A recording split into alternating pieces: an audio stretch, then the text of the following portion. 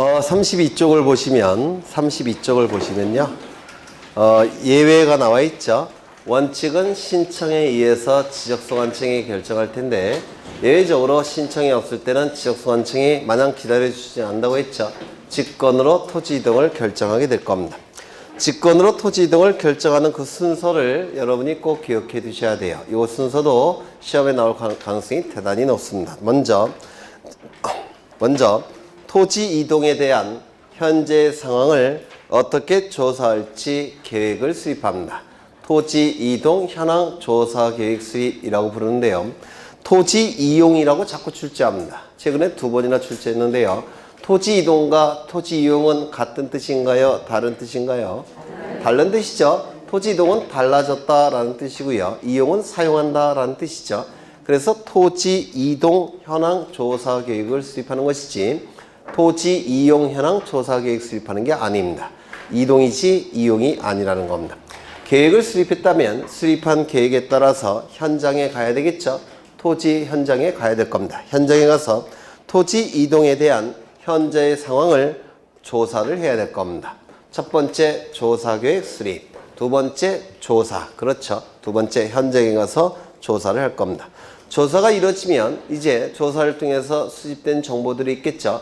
그 수집된 정보를 토지이동 조사부라는 장부에 적습니다. 토지이동 조사부라는 장부에 수집된 정보를 적게 돼요. 그러면 그 정보가 적힌 토지이동 조사부라는 장부를 가지고 지적소관청에 돌아옵니다. 청사로 돌아와요. 돌아와서 토지이동 조사부라는 장부에 적힌 정보 중에서 중요한 정보를 추려냅니다. 추려진 정보를 가지고 토지이동 조서라는 서류를 작성합니다. 조서라는 서류는 법률 용어인데요. 국가기관이 만든 서류를 조서라고 불러요. 조서.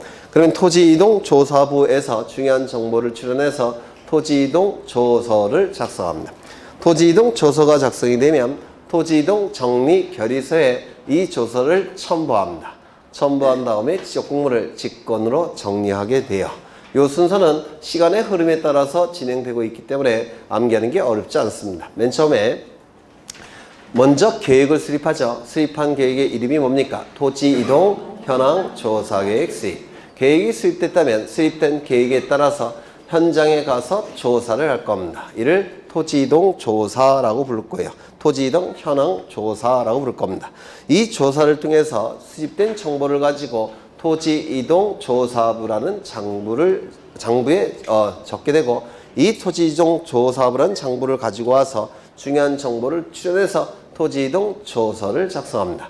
토지이동 조서가 작성이 되면 토지이동 정리 결의서에 첨부해서 지적공부를 직권으로 정리하게 될 겁니다. 순서가 암기하는 게 어렵지 않아요. 시간과 논리에 따라서 진행되고 있으니까.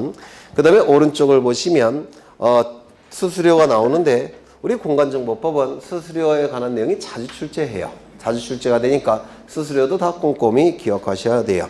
소유자로부터 징수한다. 왜요? 소유자가 부담해야 될 비용이기 때문에 소유자가 신청을 통해서 하건, 소유자의 신청을 통해서 결정하건, 직권으로 결정하건 이 조사 측량 비용은 소유자로부터 징수합니다. 다만 바다가 된 토지의 등록을 말소할 때 이때 소유자에게 이 비용을 징수하게 되면 소유자는 가만히 안 있겠죠.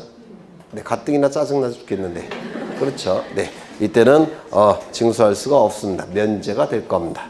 그 다음에 수수료 납부 기간, 이것도 기억하셔야 돼요. 정리한 날로부터 30일 이내, 30일 암기되셔야 됩니다. 이제 각종 토지 이동을 보실 텐데 먼저 신규 등록. 이 신규 등록은 한 번도 지적공부에 등록된 적이 없는 미등록 토지를 지적공부에 처음으로 등록할 때 신규 등록이라고 부르죠. 예를 들어서 바다를 메꿔서 토지를 만든 경우, 공유수면 매립지. 두 번째, 무인도를 처음으로 발견한 경우, 이때는 이 토지들은 지적공부에 등록된 적이 없겠죠. 이 토지를 지적공부에 처음으로 등록을 하는 거, 신규 등록이라고 얘기할 겁니다. 이 신규 등록은 사유 발생일로부터 60일 이내에 소관청에 신청하는 겁니다. 사유 발생일로부터 60일 이내에 지적소관청에 신청을 해야 될 겁니다. 그러면 60일 이내에 신청하지 않게 되면 어떻게 되느냐? 마냥 기다리느냐? 그럴 수는 없죠. 지적소관청은 직권으로라도 등록을 할 겁니다. 직권으로 등록하는 순서는 금방 보셨어요. 그렇죠. 이때 소유자도 지적공부에 등록이 되겠죠. 지적공부에는 토지의 표시와 소유자가 등록이 될 텐데요. 소유자도 등록이 될 겁니다. 소유자를 등록할 때는 이 신규 등록을 신청하는 자가 진짜 소유권이 있는지 여부를 지적소관청은 확인해야 되기 때문에 소유권을 증명하는 자료를 신규 등록 신청 시 첨부를 해야 될 겁니다. 소유권을 증명하는 자료 4가지 출제하기 정말 좋죠. 네, 꼭 외워두셔야 돼요. 첫 번째, 법원의 확정 판결서. 판결서에 A가 소유자로 표시되어 있다면 그 자는 법원이 소유권자로 인정하여 주고 있는 거죠. 소유권을 증명한 자료가 될 수가 있습니다. 정번 4번도 포함된다는 거 기억해 두셔야 돼요. 4번 포함된다는 거. 전산망이 다 연결되어 있기 때문에 4번을 첨부한다고 하더라도 지적소관청이 확인할 수가 있습니다. 전산망이 다 연결되어 있어서. 그래서 4번이 포함된다는 거 기억하셔야 되고, 공유수면 매립법에 따른 준공검사 확인증 4번. 바다를 메꿔서 토지로 만드는 경우 이를 공유수면 매립지라고 얘기하는데, 이때 준공검사 확인증이 만들어지는데요. 이 준공검사 확인증 안에는 누가 매립했는지 매립한 자가 표기되어 있습니다. 매립한 자가 뭐가 되는 겁니까? 소유자가 되죠. 민법에서 하셨죠? 바다를 메꾸는 경우 매립한 자, 메꾼 자가 소유자가 되는 겁니다. 이 준공검사 확인증 안에는 누가 매립한지가 표기되어 있기 때문에 이 준공검사증도 소유권을 증명할 수 있는 자료가 될 수가 있습니다. 그래서 준공검사 확인증. 전산망이 다 연결되어 있기 때문에 4번도 상관이 없습니다. 그 다음에 세 번째, 도시계획구역 내의 토지인데 한 번도 지적공부에 등록된 적이 없어요. 도시계획구역 내의 토지인데 한 번도 지적공부에 등록된 적이 없고 아마도 등기부도 없을 겁니다. 그러면 그 토지는 누구 소유일 가능성이 높습니까? 무주의 부동산일 가능성이 높고, 무주의 부동산은 국가 소유죠. 맞습니까? 지적공부도 만들어진 적이 없고 등기부도 만들어진 적이 없습니다. 그런데 도시계획구역 내의 토지예요. 그러면 무주의 부동산일 가능성이 높고, 무주의 부동산은 우리 민법에 의해서 국유로 보죠. 그래서 국유재산이 될 가능성이 높다는 겁니다. 이 국유재산의 토지인데 누구의 명의로 등록하는 겁니까? 지방자치단체의 명의로 등록하겠다는 겁니다. 그러면 국유재산이니까 국유재산의 총괄관리청이 누구냐면, 국유재산을 총괄적으로 관리하는 국가기관이 누구냐면 기획재정부 장관이에요. 기획재정부 장관이 국유재산의 총괄관리청인데요. 기획재정부 장관이 국유재산을 누구에게 넘기겠다는 겁니까? 지방자치단체에게 넘기겠다는 겁니다. 그러면 국유재산의 총괄관리청인 기획재정부 장관이 지방자치단체의 장과 협의를 할 겁니다. 맞습니까? 그 협의서 안에는 국가소유재산을 지방자치단체에게 넘기겠다는 내용이 들어가 있을 테고, 그러면 그 서류는 소유권을 증명할 수 있는 자료가 될 수가 있습니다. 따라서 협의서 기억해 두십니다. 4번도 포함이 돼요. 왜? 전산망에 연결되어 있으니까. 여기까지 일단 외워보죠. 첫 번째, 법원의 확정 판결. 두 번째, 준공검사 확인증. 세 번째, 협의서. 기획재정부 장관과 지자체의 장이 협의한 서류. 협의서. 마지막으로 기타. 외우셔야 돼요. 다시 외워보죠. 이런 거 그냥 출제가 된다 생각하시면 돼요. 첫 번째, 법원의 확정 판결. 두 번째, 준공검사 확인증. 세 번째, 협의서. 그렇죠. 마지막은 기타가 되니까 따로 안 해도 되겠죠. 3번을 보시면 지적소관청이 이미 가지고 있는 경우에는 별도로 제출할 필요가 없겠죠. 확인으로 대신할 수 있을 겁니다. 확인 동그라미 치십니다. 이미 가지고 있는데 뭘 또 제출합니까? 확인으로 대신할 수 있겠죠. 그래서 신규 등록의 경우에는 출제가 되는 부분이 두 군데예요. 사유 발생일로부터 60일. 소유권을 증명할 수 있는 첨부자료 4가지 꼭 외워두십니다. 그 다음에 넘겨보시면 등록전환을 좀 보겠습니다.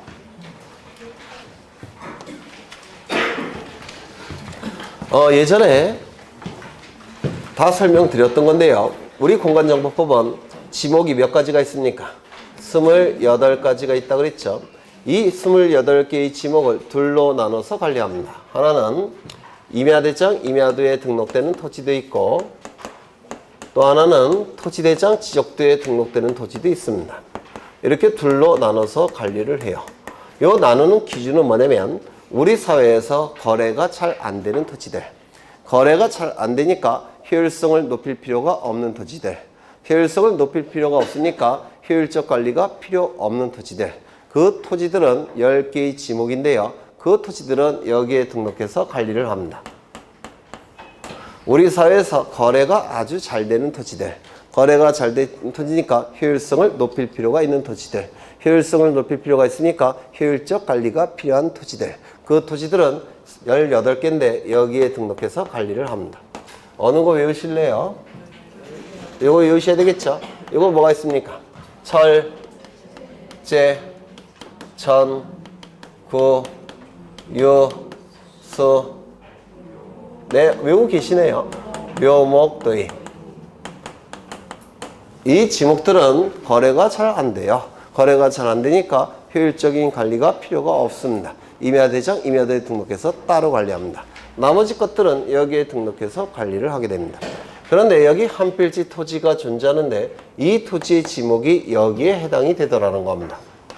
그러면 이 토지에 관한 정보가 수집이 될 텐데 조사와 측량의 방법으로 수집이 될 겁니다. 이 수집된 정보는 어디에 등록해서 관리하겠습니까? 네? 여기에 해당되는 토지라고 한다면 임야대장과 임야도에 등록해서 관리를 할 겁니다. 맞습니까? 임야대장, 임야도에 등록해서 관리 공시가 될 겁니다. 그런데 이 지목에서 이 지목으로 바뀌었다는 겁니다. 그러면 여기에서 등록해서 관리할 수 있습니까? 없겠죠? 옮겨야 될 거예요. 어디로 옮기겠습니까? 토지대장 지적도에 옮겨야 될 겁니다. 토지대장 지적도에 옮겨서 관리를 해야 됩니다. 이를 뭐라고 불렀습니까? 등록이 전환됐다라고 얘기를 합니다. 이 등록전환 제도는 두 가지 이유 때문에 만들어졌는데요.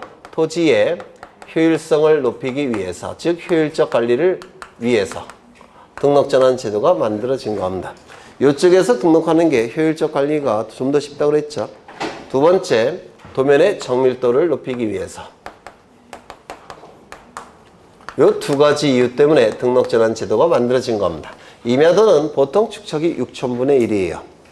그 다음에 지적도는 보통 축척이 도시지역은 6분의 1이고 지방은 보통 1200분의 1입니다. 그러면 도면이 어느 것이 더 정밀합니까? 지적도가 훨씬 정밀하겠죠? 이쪽에 등록해서 관리를 하는 겁니다. 두 가지 이유예요. 토지의 효율적 관리를 위해서, 도면의 정밀도를 높이기 위해서 등록전환 제도가 만들어진 겁니다. 그렇다면 이 등록전환 제도는 첫 번째, 이거는 등록전환입니까? 아닙니까? 네? 등록전환이 될 수가 없어요. 왜요? 효율적 관리가 떨어지죠. 효율성이 떨어지죠. 정밀도는 어떻습니까? 떨어집니다. 따라서 임야대장, 임야도에 등록된 토지를 토지대장 지적도에 옮겨서 등록하는 건 등록전환이지만 그 역은 등록전환이 될 수가 없습니다. 즉 토지대장 지적도에 등록된 토지를 임야대장, 임야도에 등록해서 관리하는 것은 등록전환이 될 수가 없다는 겁니다. 누가 이해가 되실까요? 두 번째, 이 등록전환 제도는 지목 변경을 수반합니까? 네? 이쪽에 등록되는 지목이었다가 이쪽에 등록되는 지목으로 바뀌었으니까 지목 변경 수반한다고 했죠. 그런데 예외적으로 지목 변경을 수반하지 않는 등록전환이 세 가지가 있다라고 했는데 세 가지 혹시 기억나십니까? 첫 번째, 대부분의 토지가 등록전환돼요. 나머지 토지를 임야도에 전치시키는 것이 불합리하다면 나머지 토지도 지목 변경 없이 등록전환합니다. 두 번째 뭐였습니까? 사실상 형질 변경이 이루어져서 등록전환했지만 관련 법령에 의해서 지목 변경을 금지하고 있다면 어쩔 수 없이 지목 변경 없이 등록전환을 한다고 했습니다. 세 번째, 도시군 관리 계획선에 따라서 토지를 분할하는 경우 관리 지역이 되기 때문에 무조건 등록전환을 해야 돼요. 다만 지목 변경이 없는 경우도 있을 수가 있다는 겁니다. 세 가지. 좀 이따가 다시 설명을 드릴 겁니다. 그 다음에 세 번째, 이 등록 전환은 축척의 변화가 뒤따릅니까? 축척의 변화가 뒤따르죠? 그러면 이 축척의 변화는 축척 변경 제도와 같은 뜻입니까? 다른 뜻입니까? 만약에 같은 뜻이라고 한다면 축척 변경에 관한 규정이 등록 전환에도 준용이 될 겁니다. 그런데 이 축척 변경 제도는 소축척의 지적도에서 대축척의 지적도로 바꾸는 것이 바로 축척 변경 제도예요. 그러면 이 등록 전환은 소축척의 임야도에서 대축척의 지적도로 바뀌고 있죠. 그러면 이것과 같은 겁니까? 다른 겁니까? 다르죠? 달라요? 같아요? 여기는 임야도에서 지적도로, 등록전환은 임야도에서 지적도로 바뀌는 겁니다. 축적 변경 제도는 소축척의 지적도에서 대축척의 지적도로 바뀌는 거예요. 의미가 완전히 다릅니다. 그렇다면 축적 변경에 관한 규정은 등록전환에도 적용될 여지가 있습니까? 없습니까? 없다라고 얘기를 해요. 없다. 이것도 마찬가지입니다. 지목 변경. 이쪽에서 이쪽으로 바뀌는 게 등록전환이죠. 맞습니까? 그러면 이쪽에서 이쪽으로 바꾸는 건 등록전환이 아니라고 그랬죠. 이게 뭡니까? 지목 변경 제도예요. 이 안에서 바뀌는 거 이것도 지목 변경 제도예요. 이 안에서 바뀌는 것도 그냥 지목 변경 제도입니다. 등록전환은 이쪽 지목에서 이쪽 지목으로 바꾸는 것만 등록전환이고 그 이외의 지목의 변화는 전부 다 지목 변경으로 들어가는 겁니다. 이렇게 달라지게 돼요. 그렇죠? 그래서 이 등록전환이 이런 내용을 좀 기억해 두셔야 되고요. 그 다음에 이걸 좀 보실 겁니다. 요걸 좀 보실 거예요. 여기에 이건 임야도입니다. 이전에 설명을 드렸는데요. 이 임야도에는 너무 그림이 작아서 임야도에는 이러한 토지들이 등록되어 있습니다. 이러한 토지들이 등록되어 있는데 이건 임야도입니다. 지목이 뭐냐면 임이에요. 임.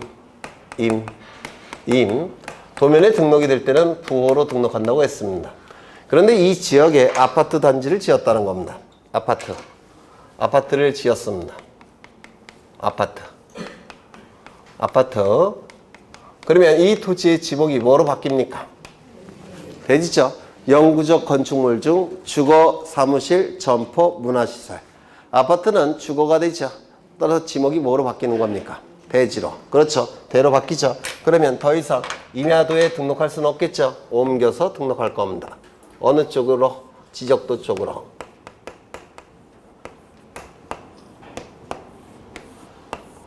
그러면 지적도로 옮겨서 등록할 텐데요. 다 지목이 뭐로 바뀝니까? 대지로. 그러면 한 필지 토지가 지적도, 임야도 양쪽에 등록할 수 있습니까? 없겠죠. 따라서 이쪽에선 지워질 겁니다. 지워져야 될 거예요. 이렇게 될 겁니다. 그런데 문제는 이 토지는 아파트가 지어지지 않았습니다. 아파트가 지어지지 않았으니까 여전히 지목은 뭘까요? 임이 될 겁니다. 임야가 될 겁니다. 그러면 여기는 빈칸으로 내버려 두고 여기는 요 한 필지 토지에 때문에 임야도를 존치시키는 것은 이거는 경제적입니까? 비경제적입니까? 비경제적이에요. 그렇죠? 왜냐면 요 한 필지 여기에 비어 있음에도 불구하고 요 한 필지 때문에 임야도를 존치시키는 것은 대단히 비경제적입니다. 지적소관청 공무원들은 일을 두 개를 다 해야 돼요. 그렇죠? 비경제적인 것을 불합리하다 이렇게 표현합니다. 이러한 불합리한 것을 시정하기 위해서는 이것도 바꿔서 등록해서 이쪽으로 바꿔서 등록하겠다는 겁니다. 그러면 이제 임야대장은 필요가 없고 토지대장 지적도로 모두 다 관리가 되겠죠. 그래서 이것도 이쪽에 등록하겠다는 겁니다. 그런데 이 토지는 아파트가 지어졌습니까? 안 지어졌습니까? 안 지어졌죠. 따라서 지목은 바뀝니까? 안 바뀝니까? 안 바뀝니다. 이렇게 등록하겠다는 겁니다. 이것이 첫 번째 지목 변경 없는 등록전환인데요. 말로 표현하실 수 있으셔야 돼요. 대부분의 토지가 등록전환돼요. 나머지 토지를 임야도에 존치시키는 것이 불합리하다면 그 나머지 토지마저도 등록전환을 합니다. 다만 지목이 바뀐 적이 없으니까 지목 변경 없는 등록전환이 될 겁니다. 그림을 통해서 말로 표현하실 수 있으셔야 돼요. 대부분의 토지가 등록전환돼요. 나머지 토지를 임야도에 존치시키는 것이 불합리하다면 나머지 토지마저도 지목 변경 없이 그냥 등록전환을 해버립니다. 요거 이해가 되실까요? 네. 두 번째, 마찬가지로 임야대장과 임야도에 등록된 토지들이에요. 그래서 토지들이 이렇게 등록된 상태입니다. 마찬가지로 전부 다 임입니다. 임을 부르는 것 같네요. 어디 있는지. 저희 집에는 없는 것 같고. 네. 그런데 여기에 개간이 이루어지더라는 겁니다. 토지 소유자들이 여기를 읽었다는 겁니다. 밭으로. 이게 밭으로 읽었습니다. 그러면 사실상 형질이 바뀐 거죠. 나무를 다 베어내고 밭을 읽었으니까 사실상 형질이 바뀌었습니다. 지목이 뭐로 바뀐 걸까요? 전으로. 전은 어디에 등록하는 토지입니까? 전은 저기 외우셨잖아요. 전이 있습니까? 없습니까? 없죠. 전은 어디에 등록되는 토지예요? 토지대장 지역도. 그렇죠. 옮겨서 등록을 해야 됩니다. 이렇게 옮겨서 등록을 할 겁니다. 개간이 됐으니까 전. 문제는 뭐냐면 관련 법령에 의해서 이 지역은 그린벨트 설정 지역이에요. 따라서 관련 법령에 의해서 지목 변경이 금지되어 있는 상태입니다. 이것이 금지된 상태예요. 사실상 형질 변경이 이루어져서 등록 전환을 했지만 관련 법령에 의해서 지목 변경이 금지되어 있는 상태입니다. 그러면 어쩔 수 없이 이렇게 등록할 수는 없습니다. 어떻게 등록할 수밖에 없을까요? 이 등록 전환은 실질 갖고 판단하는 겁니다. 그래서 사실상 형질 변경이 이루어져서 등록 전환을 했지만 관련 법령에 의해서 지목 변경을 금지하고 있다면 어쩔 수 없이 지목 변경 없는 등록 전환을 할 수밖에 없습니다. 요거 이해가 되실까요? 네. 세 번째. 이건 마찬가지로 임야도고요. 토지들이 등록된 상태입니다. 그런데 이 지역에 이렇게 도시군 관리 계획선이 지나갑니다. 그리고 여기를 분할을 하겠다는 겁니다. 그러면 이 안에 들어오는 지역은 도시군 관리 지역이 되겠죠. 관리. 즉 도시군 관리 효율적 관리를 하겠다는 겁니다. 효율적 관리가 필요하니까 이제 어느 쪽에 등록해야 되겠습니까? 토지대장과 지적도에 등록을 하겠다는 겁니다. 관리 지역이 되니까. 그런데 이 안에는 지목이 안 바뀐 토지도 있겠죠. 지목이 바뀐 토지도 있지만 지목이 안 바뀐 토지도 있겠죠. 그렇죠. 지목이 안 바뀐 토지는 그냥 지목 변경 없이 이쪽에 등록해서 관리를 하는 겁니다. 이해가 되셨을까요? 다시 정리하죠. 이 등록 전환은 지목 변경을 수반하는 게 원칙인데 예외적으로 세 가지 경우에는 지목 변경 없이 등록 전환을 합니다. 첫 번째, 그림을 보시고 말로 표현하실 수 있으셔야 돼요. 첫 번째, 대부분의 토지가 등록 전환돼요. 나머지 토지를 임야도에 존치시키는 것이 불합리하다면 나머지 토지마저도 지목 변경 없이 등록 전환을 합니다. 두 번째, 사실상 형질 변경이 이루어져서 등록 전환을 했지만 관련 법령에 의해서 지목 변경이 금지되어 있다면 어쩔 수 없이 지목 변경 없는 등록 전환을 하게 될 겁니다. 세 번째, 도시군 관리 지역이 되는 경우, 도시군 관리 계획선이 지나서 토지를 분할하는 경우, 관리 지역이 되기 때문에 무조건 등록 전환을 해야 됩니다. 이때는 지목이 안 바뀐 토지가 있다면 안 바뀐 토지 자체로 등록 전환을 해야 돼요. 이렇게 세 가지 지목 변경 없는 등록 전환이 나타납니다. 꼭 외워두셔야 되겠죠. 네. 그 다음에 하나 더. 여기 보시면 임야도는 축척이 얼마라고 했습니까? 보통 6,000분의 1이에요.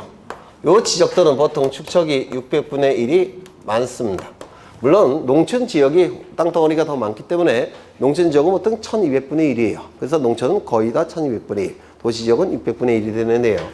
여기 보시면 축척의 변화가 뒤따릅니까? 소축척에서 대축척으로 바뀌었죠. 축척의 변화가 뒤따릅니다. 그렇다면 면적 경계 좌표값이 여기에 등록이 될 때는 이쪽보다는 더욱더 정확하게 등록되겠죠. 소축척에서 대축척으로 바뀌니까 면적 경계 좌표값이 이쪽에는 더 정밀하게 등록이 될 겁니다. 맞습니까? 그러면 측량이 필요합니까? 필요 없습니까? 필요하겠죠. 이때 하는 측량을 등록 전환 측량이라고 부릅니다. 등록 전환을 위해서 측량한다 이런 뜻이에요. 소축척에서 대축척, 소축척의 임야도에서 대축척의 지적도로 바뀌기 때문에 면적 경계 좌표값이 보다 정밀하게 토지대장과 지적도에 등록이 되게 될 겁니다. 더욱더 정밀하게 등록되어야 되니까 측량을 해야 되는데 이때 하는 측량을 등록 전환 측량이라고 부릅니다. 이 등록 전환 측량을 통해서 경계와 좌표가 더욱더 정밀하게 수집이 될 겁니다. 이 보다 정밀한 경계와 좌표를 가지고 면적을 다시 구해내는데 이를 등록 전환될 면적이라고 불러요. 그래서 등록 전환될 면적이 구해집니다. 이 면적을 이쪽에 등록하게 되면 여기에 등록된 면적을 등록 전환된 면적이라고 부릅니다.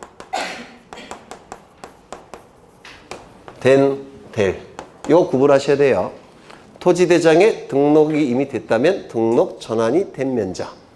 토지대장에 등록되기 전을 뭐라고 얘기합니까? 등록 전환될 면적 이렇게 얘기합니다.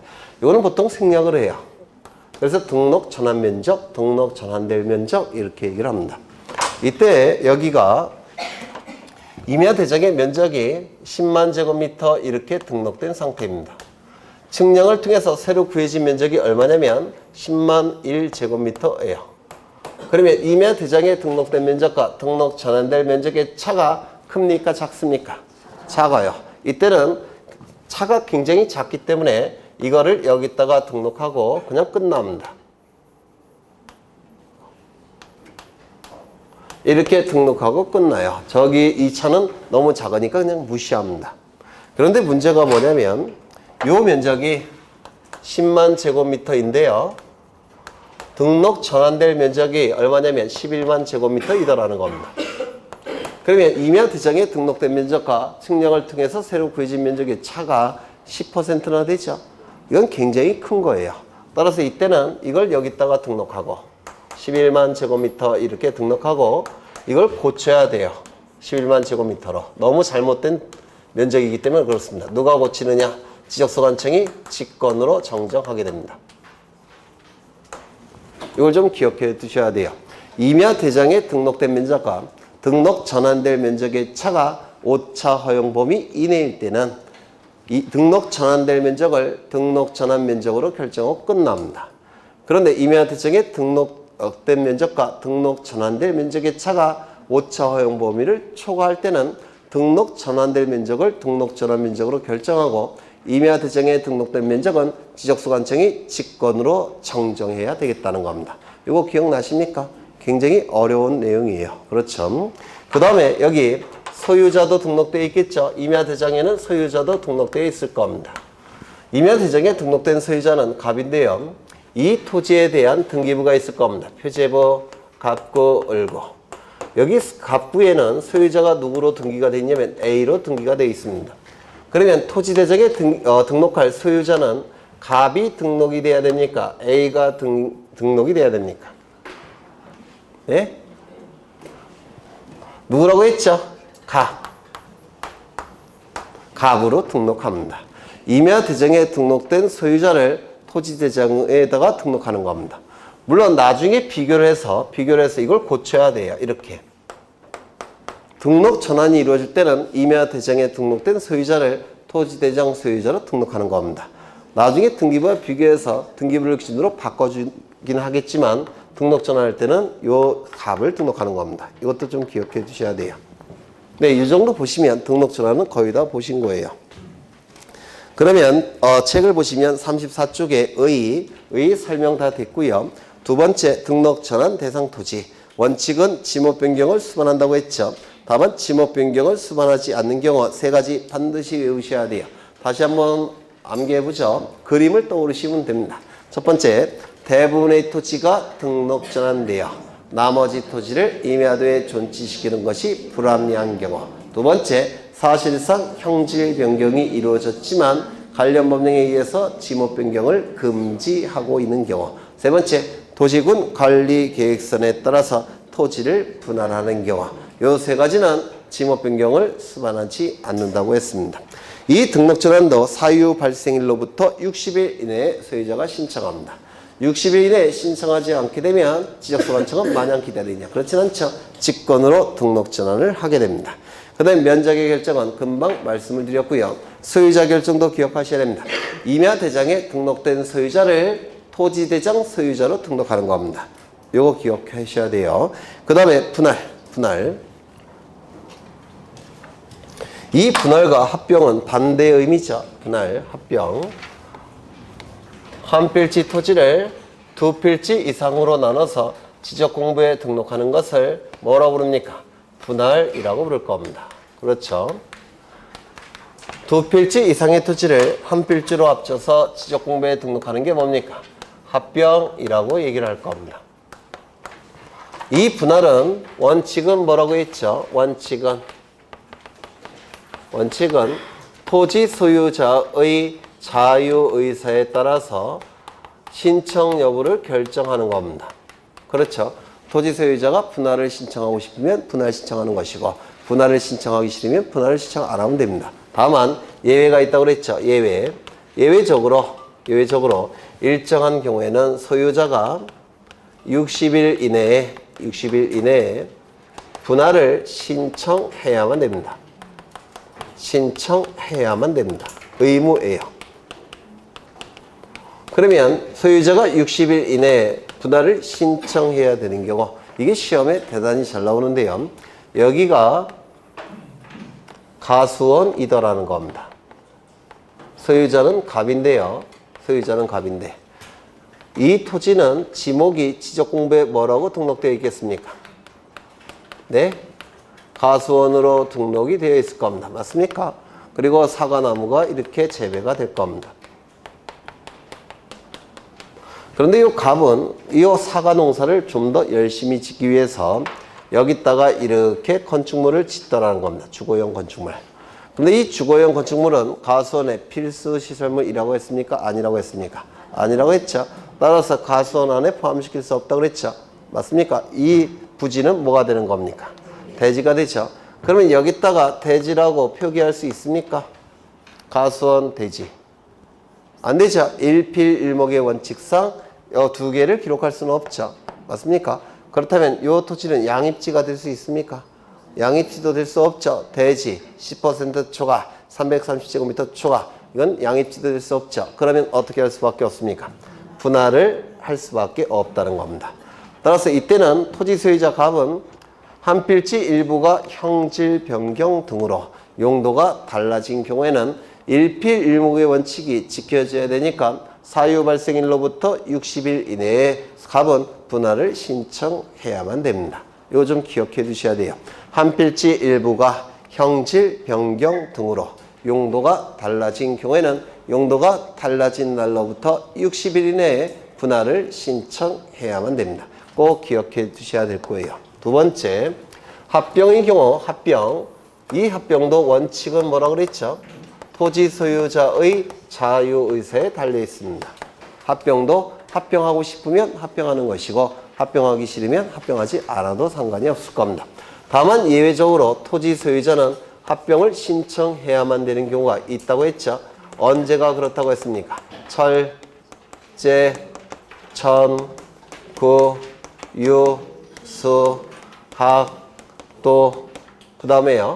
부, 채, 공장. 기억나실까요? 철제, 천구, 유수, 학도, 부채, 공장. 12가지 지목이 되는 경우. 여기 부는 공동주택의 부지예요.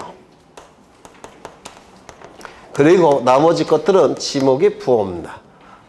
철도용지, 제방, 천, 하천, 구, 국어, 유, 유지, 수, 수도용지. 이건 아까 철제, 천구, 유수, 묘목도임에서도 써먹었죠. 그 다음에 이거는 학교용지, 도로. 여기까지는 어디서 써먹었습니까? 공공사업에서 써먹었죠. 철제, 천구, 유수, 학도. 여기까지는 임야대장, 임야도에 등록되는 지목들. 철제, 천구, 유수, 묘목도임. 여기까지는요. 공공사업에서 철제, 천구, 유수, 학도. 그 다음에 12개 이거는 합병. 철제, 천구, 유수, 학도, 부채, 공장. 요것만 외워두시면 나중에 써먹기 편해요. 네. 이때는 60일 이내에 합병을 신청해야만 될 겁니다. 맞습니까? 합병을 신청해야만 됩니다. 그 내용이 이제 쭉 나올 텐데요. 34쪽에 분할의 나와 있는데 이 분할은 각종 토지 이동 중에서 가장 빈번하게 발생하는 토지 이동입니다. 왜냐면 시간이 흘러가게 되면 땅값은 계속 올라갑니다. 땅값이 계속 올라가기 때문에 팔고 싶어도 잘 안 팔려요. 팔기 위해서는 어떻게 해야 될까요? 쪼개서 팔 수밖에 없습니다. 그래서 이 분할은 각종 토지 이동 중에서 가장 빈번하게 발생하는 토지 이동이다 라고 얘기를 합니다. 분할 신청의 대상 토지 3번이 중요하죠. 토지 소유자의 자유의사에 달려 있습니다. 따라서 분할을 하고 싶으면 하면 되는 것이고 안 하면 상관이 없어요. 그런데 예외적으로 한 필지 일부가 형질 변경 등으로 용도가 달라진 경우에는 용도가 달라진 날로부터 60일 이내에 분할을 신청해야만 된다라고 얘기했죠. 그래서 3번의 신청 절차에서 신청인에서 두 번째 다만이라는 문구가 나오죠. 꼭 기억해 두셔야 돼요. 지적공부에 등록된 한 필지 일부가 형질 변경 등으로 용도가 변경된 경우에는 대통령령으로 정하는 바에 따라서 용도가 달라진 날로부터 60일 이내에 분할을 신청해야만 된다. 이걸 꼭 기억해 두셔야 됩니다. 용도가 달라졌다면 지목 변경이 같이 수반되겠죠. 따라서 지목 변경 신청서도 같이 제출해야 될 겁니다. 거기 첨부 서면에 나와 있고요. 그 다음에 면적의 결정 이건 안 보셔도 될 것 같아요. 넘기겠습니다. 합병 두 필지 이상의 토지를 한 필지로 합쳐서 지적공부에 등록하는 것을 합병이라고 부르는데 합병도 토지 소유자의 자유의사에 달려있다고 그랬죠.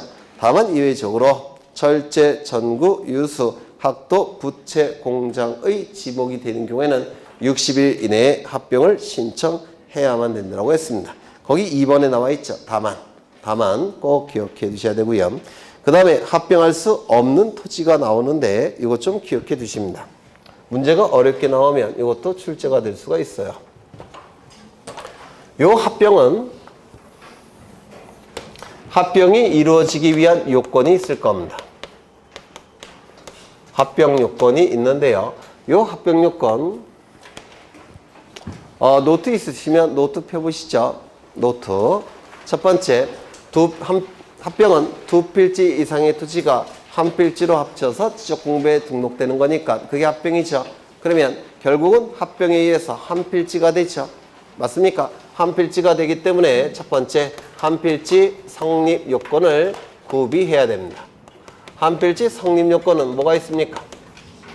지번부여 지역이 동일할 것, 소유자가 동일할 것, 지목이 동일할 것, 집안이 연속적일 것, 축척이 동일할 것, 등기 여부가 동일할 것.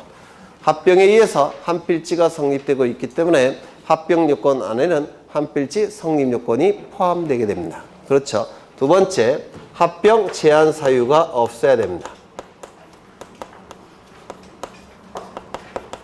이건 나중에 등기할 때도 필요한데요. 합병 제한 사유가 없어야 돼요.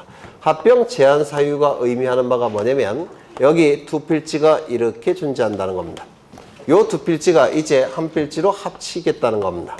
이게 합병이에요. 그렇죠. 그런데 여기도 갑소유 토지고 여기도 갑소유 토지인데 갑이 이쪽 100번지 101번지라고 할 때 100번지를 을에게 저당권을 설정해 줍니다. 이 상태에서 한 필지가 돼버리면 이 부분은 어떻게 됩니까?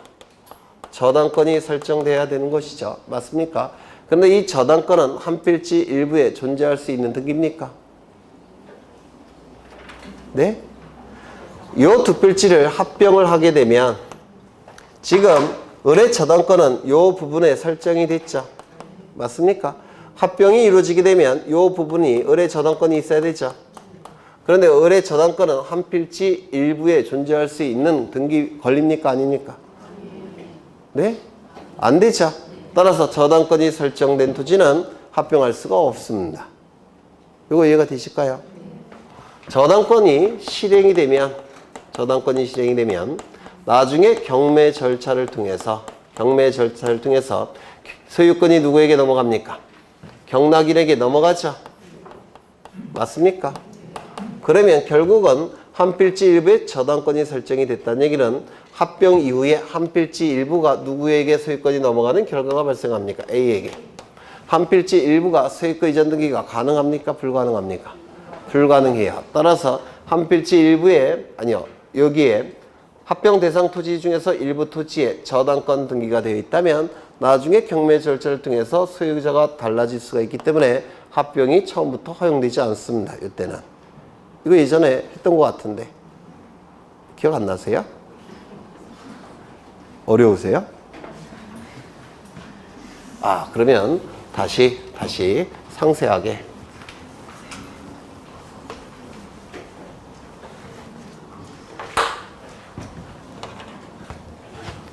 여기 두 필지가 존재하더라는 겁니다. 두 필지가 여기는 100번지 토지고 여기는 101번지 토지예요. 소유자는 갑, 소유자는 갑 이렇게 됐다는 겁니다. 그러면 이때 이 두 필지 토지는 소유자가 동일하니까 합병할 수 있습니까? 합병할 수 있죠. 만약에 갑이 100번지 토지를 을에게 소유권을 이전시켰으면 100번지 토지 소유자는 을, 101번지 토지 소유자는 갑. 이거 합병할 수 있습니까? 없습니까? 소유자가 같아야지만 어디 갔지? 네, 여기. 소유자가 같아야지만 합병할 수 있죠. 소유자가 다르면 합병할 수 없죠. 여기까지 되셨습니까? 네. 그러면 100번지 토지에 대해서 소유자는 갑이고요. 101번지 토지 소유자도 갑이에요. 그런데 이 갑이 100번지 토지에 대해서 을에게 저당권을 설정해 줬습니다. 그래서 을의 이름으로 저당권 등기가 됐습니다. 이 상태예요. 이 상태에서 이제 소유자가 동일하니까 합병을 했더라는 겁니다. 이렇게. 그러면 이 부분에 대해서 지금 을이 저당권 등기가 되어 있는 상태죠. 그럼 합병 이후에는 이 부분에 대해서도 여전히 을의 저당권이 되어 있다고 예를 들겠습니다. 이 부분 아닙니까? 그러면 나중에 저당권이 실행이 되면 즉 갑이 을에게 피담보 채권 10억 원을 변제를 못하면 저당권 실행하겠죠. 저당권이 실행이 되면 경매 절차를 통해서 소유권이 갑에서 경락인에게 넘어가겠습니까? 넘어가겠죠. 합병된 이후에 소유권이 A에게 넘어가면 이 부분이 누구에게 넘어가 버립니까? 경락인에게. 그러면 한 필지 일부에 대해서 소유권자가 달라질 수 있습니까? 이렇게? 안 되죠. 한 필지 일부에 대해서 소유권자가 이렇게 일부는 A 소유, 일부는 갑 소유. 이게 불가능해요. 이게 불가능하니까 처음부터 저당권 등기가 되어 있는 토지는 합병을 허용하지 않습니다. 이거 이해가 되실까요? 되셔요? 안 되셔요? 저당권 등기가 되어 있다는 얘기는 나중에 경매 절차를 통해서 경락인에게 소유권이 넘어간다는 뜻이에요.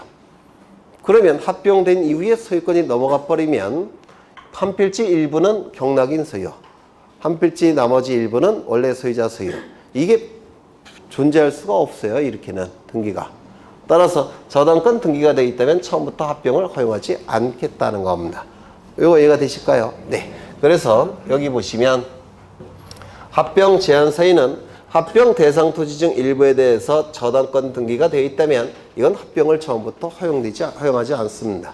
두 번째, 합병 대상 토지 중 일부에 대해서 소유권 이전에 가등기가 되어 있다면 이 상태에서 합병을 하고 나중에 본등기를 하게 되면 이것도 똑같이 소유자가 달라지죠. 한 필지 일부가 한쪽은 다른 사람에게 넘어가고 한쪽은 자신이 갖고 있고 소유자가 달라지죠. 이게 안 되는 것처럼 이것도 안 된다는 겁니다. 그래서 소유권 이전의 가등기가 합병 대상 토지 중 일부에 설정이 되어 있다면 처음부터 합병을 허용하지 않습니다. 왜? 소유자가 한 필지가 달라질 수가 있기 때문에 그렇습니다. 그 다음에 환매 등기가 되어 있다면 나중에 환매권자가 환매권을 행사하면 환매권자 이름으로 소유권 이전 등기 되겠죠. 그러면 한 필지 일부가 소유자가 달라질 수가 있어요. 합병을 하게 되면. 따라서 환매 등기가 되어 있을 때도 합병을 허용하지 않습니다. 그 다음에 처분 제한 등기가 되어 있다면 처분 제한 등기는 가압류 가처분을 얘기해요. 가압류 가처분 등기가 되어 있다면 가압류 등기가 되어 있으면 경매 절차를 통해서 경락인에게 소유권이 넘어가고요. 가처분 등기가 되어 있으면 나중에 가처분권자 이름으로 소유권이 넘어갑니다. 그러면 이러한 등기도 나중에는 결국 소유권 이전 등기가 되기 때문에 이러한 등기가 되어 있다면 처음부터 합병을 허용하지 않겠다는 겁니다. 이거 예전에 한번 했는데 네. 그래서 이걸 합병 제한 사유라고 불러요. 합병 제한 사유. 다시요. 합병 대상 토지 중 일부 토지에 대해서 저당권 등기가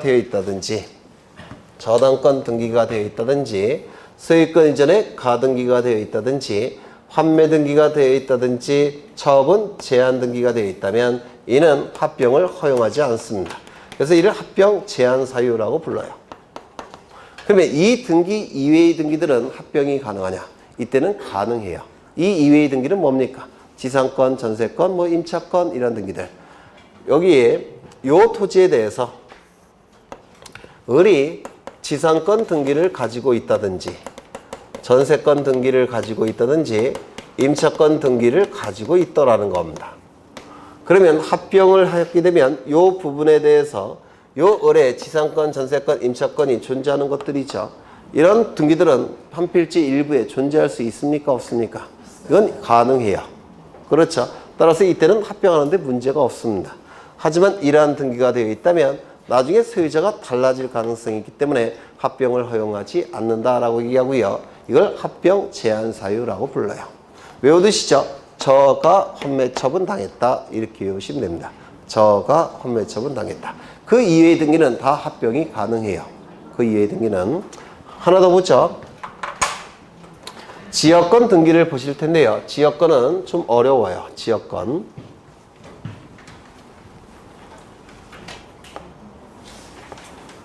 여기 도로가 나 있고요. 도로. 그 다음에 여기 두 필지가 존재합니다. 여기는 100번지 토지, 101번지 토지. 소유자는 갑이고요. 소유자는 을입니다. 갑이 을에게 지역권을 설정합니다. 그래서 여기 통행지역권이 설정된 상태예요. 통행을 하게 될 겁니다. 요 100번지 토지를 뭐라고 부릅니까? 네? 승역지. 받드는 역할을 하는 토지. 통행로를 인접 토지에게 제공함으로 인해서 받드는 역할을 하는 토지가 승역지예요. 그 다음에 이쪽 토지를 뭐라고 부릅니까? 요역지. 요역지. 요역지의 의미는 승역지에게 받드는 역할을 요구하는 토지, 요역지라고 불러요. 이 승역지는 토지 전부여도 되고 일부여도 상관이 없습니다. 맞습니까? 요역지는 반드시 토지 전부여야 됩니다. 그렇겠죠? 네. 이때 여기 한 필지 토지가 더 있는데요. 요거는 소유자가 누구냐면 갑이고 토지는 99번지 토지입니다. 이 99번지 토지와 100번지 토지를 합병하겠다는 겁니다. 그러면 승역지에 변화가 있습니까? 없습니까? 네? 변화가 없죠. 요 토지의 일부인 상태에서 이 토지의 일부로 바뀌었을 뿐이죠. 그래서 일부가 유지가 되니까 이때는 합병하는데 전혀 문제가 없습니다. 맞습니까? 네. 두 번째, 요 토지를 보겠습니다. 이 토지는 102번지 토지고요. 그 다음에 여기는 을 소유 토지입니다. 두 필지를 합병을 하겠습니다. 그러면 100번지 합병하기 전에는 한 필지 전부가 요역지였죠. 그런데 합병을 하게 되면 한 필지 일부가 요역지로 바뀌죠. 이렇게 바뀌죠. 요거 이해가 되실까요? 안 되실까요? 처음에는 합병전에는 한 필지 전부가 요역지였죠. 그런데 합병을 하게 되면 이 요역지가 뭐로 바뀝니까? 일부로 바뀌죠. 그럼 이거 합병할 수 있겠습니까? 없겠습니까? 없습니다. 승역지는 합병이 가능하지만 요역지는 합병이 허용되지 않습니다. 이거 이해가 되실까요? 승역지는 합병이 허용되지만 요역지는 합병이 허용되지 않습니다. 왜냐하면 요역지는 합병을 하게 되면 이 요역지가 일부로 전환이 되기 때문에 그렇습니다. 이해가 되실까요? 네. 그 다음에 세 번째, 여기 요건 세 번째, 소유자의 주소가 동일해야 됩니다. 소유자의 주소가 동일해야지만 합병이 가능해요. 예를 들어서 여기 두 필지 토지가 존재하는데요. 100번지, 101번지. 이쪽 소유자는 이름이 이명박입니다. 이쪽 토지 소유자도 이름이 이명박이에요. 그런데 이 이명박은 주소지가 서울이고요. 요 이명박은 주소지가 부산입니다. 같은 사람입니까? 다른 사람입니까? 다른 사람이에요. 그러면 이 요건을 충족시킬 수 있습니까? 없겠죠. 소유자의 주소가 동일해야지만 합병이 허용이 됩니다. 요거 이해가 되실까요? 네 번째, 공유 지분이 존재할 때는 공유 지분이 동일해야 됩니다. 이것이 동일해야지만 합병이 허용이 됩니다. 요거 좀 이해하시는데,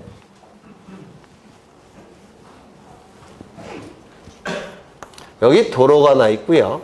그 다음에 여기는 100번지 토지, 여기는 101번지 토지입니다.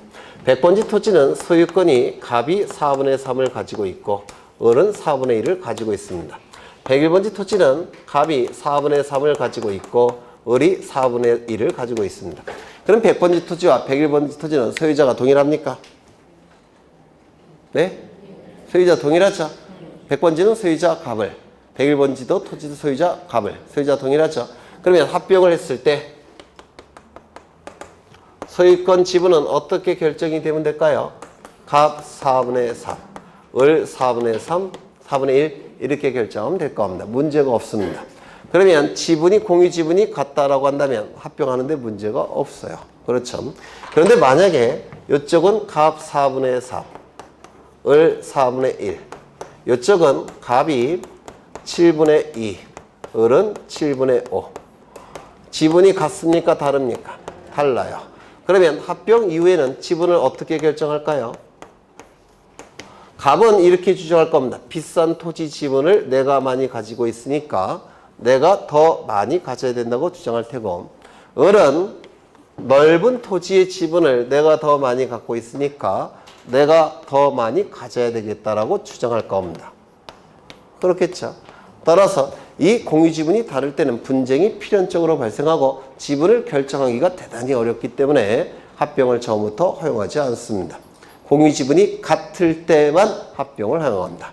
공유지분이 다를 때는 합병 이후에 지분 결정에 어려움이 있기 때문에 합병을 허용하지 않습니다. 이거 이해가 되실까요? 그 다음에 5번째, 일정한 사업지구 안의 토지와 바깥의 토지는 합병이 허용되지 않습니다.